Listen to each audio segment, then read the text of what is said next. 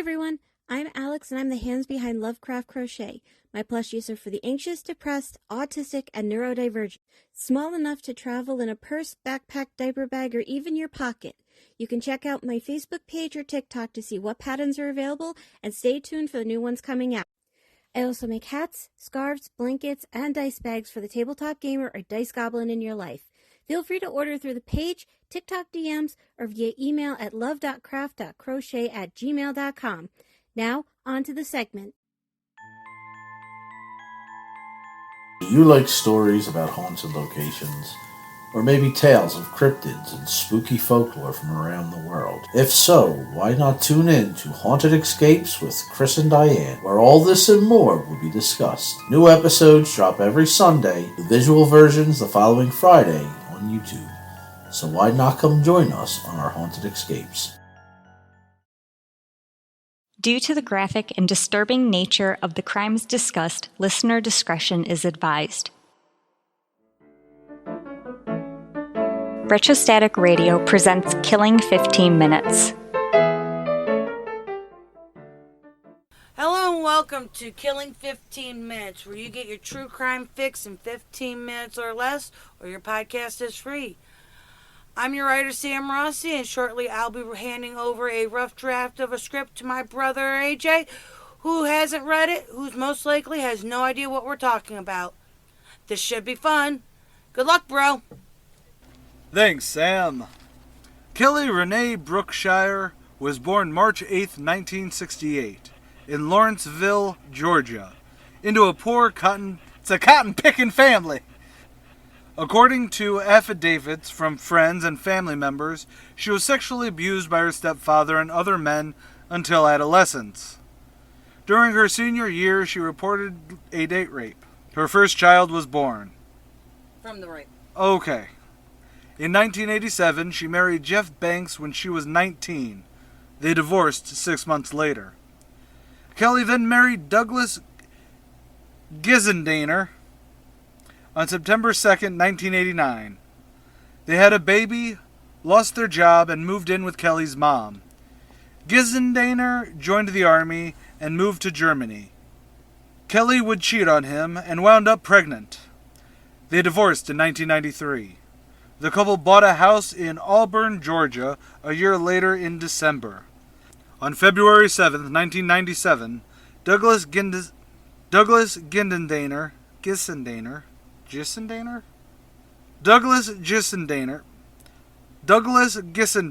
was murdered by Gregory Owen. Owen hid near the Auburn home. When Gissendaner, why couldn't you have used his first name, came home, Owen forced him by knife point into his car. Owen drove him to a wooded area near Gwinnett County line, near Harbins Park, knocking Gissendaner in the back of the head with a nightstick before stabbing him in the neck and back multiple times. According to Owen, he drove around in Douglas's Chevy Caprice until Kelly paged him. She showed up with a bottle of gas. They used this to burn the car. Plot twist, baby. Kelly's involved. When Gissendaner disappeared Friday, February 8th, Kelly claimed to be at a total loss and said she was racking her brain to figure out what had happened. She wondered out loud if he had stopped to help someone and got robbed or hurt. All along, she knew the truth. Gissendaner's shell of a car was found in Dacula on February 9th. His body was found by state game wardens 11 days later on February 20th. Before trial, prosecutors offered both Owen and Kelly a plea deal of life in prison. Owen took the deal. Kelly refused to admit guilt. Owen testified against Kelly in her murder trial. District Attorney Danny Porter went for the death penalty. Porter said gender bias isn't the reason his office rarely seeks the death penalty against women. They simply commit fewer murders than men. Which is kind of true. It is true. But I also think that men, and this is going to sound really, really bad, I think men commit murder because of women more. I can see that. I could totally see that. I'm not saying that men only kill because of women. No. Men kill women a lot. It's why choosing the bear in the, would you rather be in, walking in the forest and see a bear or see a man? If you're in the deep forest, women choose the bear because while you can argue that the bear would technically be, air quote, still a wild animal, statistically, the man is going to murder the woman more than the bear. This is true. So again, I believe he's correct in that it's not a gender bias. It is women do commit fewer murders, and especially death penalty murders. Yeah. Because usually life in prison goes to angels of mercy or stuff like, you know what I mean? Mm-hmm. Whereas death penalty is usually a more violent crimes. Yeah. But again, I also think that women, like in this one especially, Owens committed the murder. You know what I mean? Because of her. Yep. And we've actually covered other people who've committed murder because they were egged on by a partner. Not even just women, just, a partner, yeah. That's going to come back to bite me if someone wants to call me misogynist again, huh? Yeah. Yeah, well, that just means y'all have to listen to the show. There's a lot. Honestly, pay the $5. If you want real dirt on me, pay the $5 to listen to these unedited and early. Owen told of how Kelly wanted to get rid of her husband, and 3 months before the murder, he told of how Kelly had dropped him off at an Auburn home before she went out with friends. He further testified that Kelly told him murder was the only way to keep the house and the payout from the life insurance. Kelly did not testify. Her original police interview was ruled inadmissible. During the trial, Kelly was discovered to have threatened witnesses and plotted to pay a witness to perjure themselves. The jury took 2 hours to bring a guilty verdict against her. The next day, they sentenced her to death. After sentencing, she was sent to Metro State Prison until it closed in 2011. She was then transferred to Arendelle State Prison. Arendelle? It's Georgia. She got that frozen stuff in Florida. Georgia. With her conviction, she was the only woman on death row until her execution. During her time in jail, she found God and ministered to other convicted women. In 2010, Kelly enrolled in theology studies for prisoners run by a group of Atlanta area divinity schools, including Emory University. Why does that name sound familiar? Because it's a parochial school.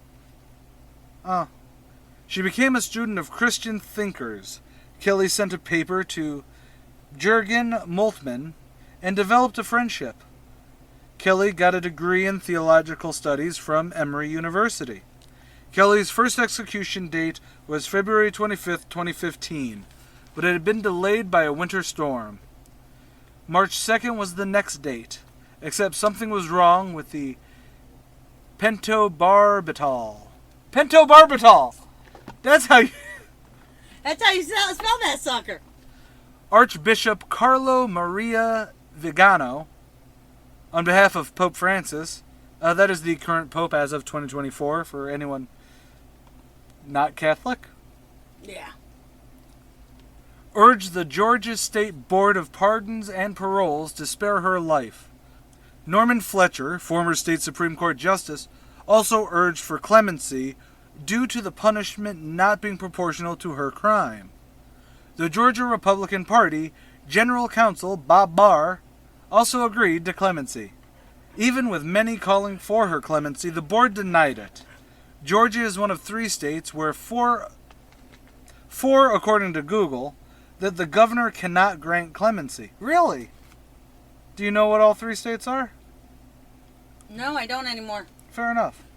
I think Utah's one of them. This was on September 29th, 2015.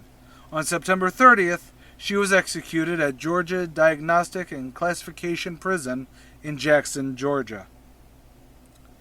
Kelly sang Amazing Grace and said, "And I love you, Sally, and I love you, Susan. You let my kids know I went out singing Amazing Grace. And tell the... I can't be emotional when saying Gissendaner. And tell the Gissendaner family I am so sorry. That amazing man lost his life because of me, and if I could take it back, if this would change it, I would have done it a long time ago. But it's not. And I just hope that they can find peace. And I hope that they find some happiness. God bless you. Kelly Gissendaner was executed by lethal injection. The second woman executed in Georgia, but the first woman to be executed by lethal injection. She was the only woman executed in 2015 in the United States. I got nothing to say. On one hand, there's a lot I want to unpack when it comes to the psychology of Widowmakers? Widowmakers who use third parties. Not hire them, but Owen. Yeah. I doubt that it was just, hey, kill my husband. I'll give you some money. No. And we've had other people like, what's her name? This was 50 episodes ago. The one who poisoned her daughter because she found out that she was going to poison her husband. So that that was Velma Barfield. Sure. you know, the woman who poisoned her husband and her lover's wife and tried to kill the daughter, I think? No, killed her daughter first, then her husband, then the lover's wife. Okay.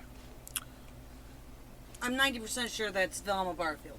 She's our most listened episode. Really? Velma Barfield? Yep, when I was bored one day and decided to look up what our biggest episode was. I still like the fact that part 2 of the what AJ remembers is... What AJ remembers is higher ranked than the first one and the third one. See, I would assume the first one, and then the second, and then the diminishing things, not the...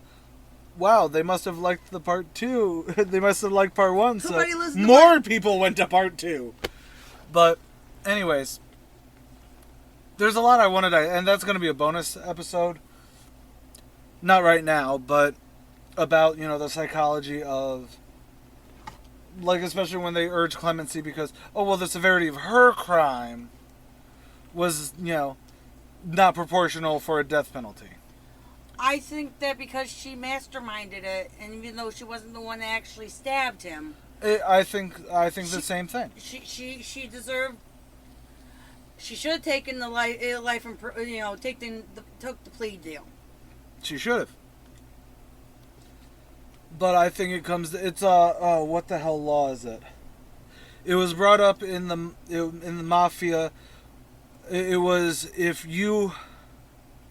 was during the crackdown on the mob where it was, if anyone in your gang commits a murder, you as the head are tried for that murder. Yeah. And that sort of hierarchical thing. Mm-hmm. Where it's like, yes, you didn't pull the trigger. But you ordered it. Yeah. You ordered the code red. No? Okay, fine. Whereas, I think it's... Now, as for her turning to Jesus...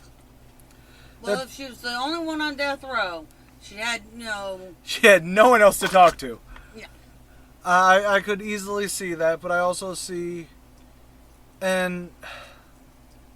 I don't want to say anything because it always comes around like I'm saying, religion is bad. It's not. No. In a vacuum, it's not bad. But I could also see it as her trying to find another way that it's not her guilt. That makes sense. Because, she had the entire, for the entire trial, she's like, she couldn't admit to the guilt. Now, maybe you could argue that because of religion, she was actually able to turn around and be like, yes, it was my fault. I'm the bad one. But again, it's not the same sort of scenario. Like, apparently she was born on a poor cotton farm, raped by everybody. Yep. So you could easily also see I could also see that there's a reformation able to happen. Yes. So I don't know. I don't either. It's a damn good story, though. It was a good one. Okay, now I'm going to go home. All right, you go home. I love you, sissy. Love you too. Sign out. I love you, people. I'm Sam Rossi. And I'm AJ Carey. Later, y'all! Killing 15 Minutes is hosted by Arthur Carey, with scripts written and researched by Sam Rossi. If you like this episode or want to stay updated on this series, consider following Killing 15 Minutes on Patreon or Retrostatic Radio on all major social media platforms. Good night and God bless.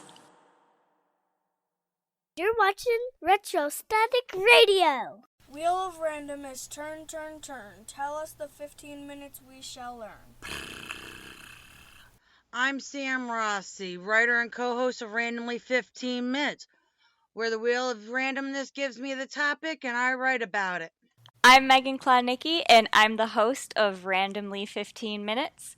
I cold read what Sam writes and learn in real time about a random topic. You can find us on all major podcast platforms and YouTube. Follow us on Facebook at Randomly 15 Minutes to get more random facts.